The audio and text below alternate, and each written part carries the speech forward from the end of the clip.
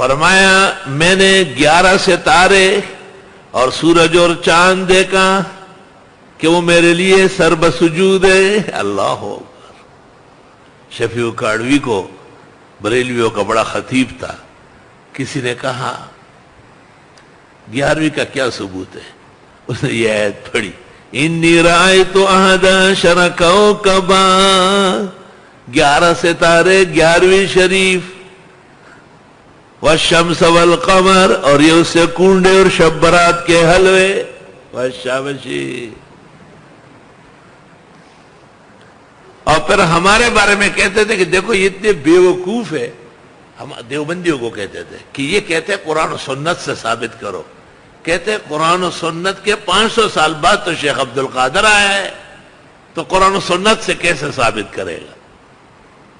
یہ 5 نمبر میں تقریر تھی. میں نے اس کو خط لکھا. میں نے کہا اپنی کتابیں پوری دیکھو پھر سٹیج پہ چڑھا کرو. یہ آپ کے احمد رضا خان کا فتاوی ہے افریقہ 114 صفحہ ہے. اور وہ کہتے رسول اکرم جب معراج پر جا رہے تھے تو بہت تکلیف تھی, چل نہیں سکتے تھے, تو پیرانی پیر کے کندھوں پر پیر رکھ کر کے اوپر گئے.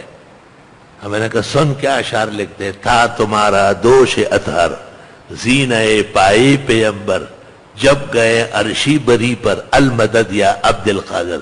میں شرم کرو کہ جاہل و بے خبر کون ہے. تم ہو جو 11ویں مناتے ہو اور ابجد سے واقف نہیں ہو.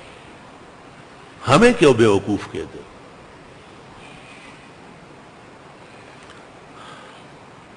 الی الموت اس کا جواب نہیں دیا. اور اس کے بیٹے کو بھی یہی چیلنج ہے کہ باپ کا وہ سنبھالے ذرا.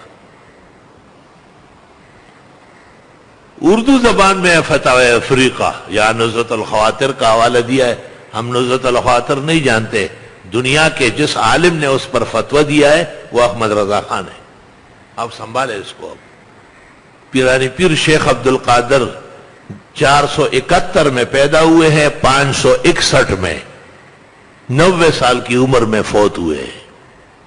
کان من اوعیۃ العلم و بحور, علم کے دریا اور عظیم سمندر تھے. ولایت اور علم اللہ نے بکمال عطا کیا تھا. اہل سنت والجماعت اہل توحید و سنہ کے سربلند علماء میں سے. لیکن ان کا کیا کام ہے تمہاری 11ویں سے؟ عیسائی جو کچھ گن کرتے ہیں, کیا یہ عیسیٰ علیہ السلام نے کہا ہے ان اللہ ربی و ربکم فاعبدوہ ھذا صراط مستقیم؟ اللہ اکبر.